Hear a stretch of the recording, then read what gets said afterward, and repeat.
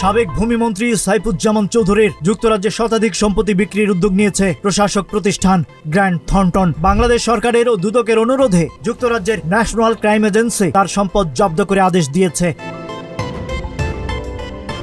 বিকৃত অর্থ দিয়ে দুবাই ও সিঙ্গাপুর ভিত্তিক ঋণদাতাদের ঋণ পরিশোধ করা হবে। ইউনাইটেড কমার্শিয়াল ব্যাংক ইউসিবি জানিয়েছে তারা 25 কোটি পাউন্ড দাবি করেছে। ব্যাংকের ফরেনসিক অডিটে প্রমাণ পাওয়া গেছে জাবেদের কাছ থেকে পাচারকৃত অর্থে লন্ডন, দুবাইয়ে সম্পত্তি কেনা হয়েছে। জাবেদ ছিলেন ইউসিবির চেয়ারম্যান, স্ত্রী রুকমিলা জামান ছিলেন ব্যাংকের চেয়ারপারসন। অভিযোগ আছে ব্যাংকের বেশ কিছু অনিয়মের মাধ্যমে অর্থ পাচার হয়েছে। টেলিগ্রাফের অনুসন্ধানে জানা যায় জাবেদের নামে যুক্তরাজ্যে 3 শতাধিক ফ্ল্যাট এবং হাউজিং ব্লক রয়েছে, যার মোট মূল্য প্রায় 17 কোটি pound.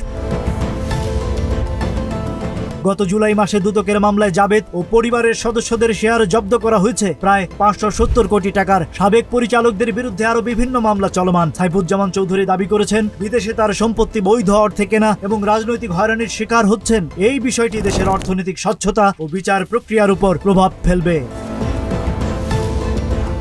Rajib Raihan, news flash 71।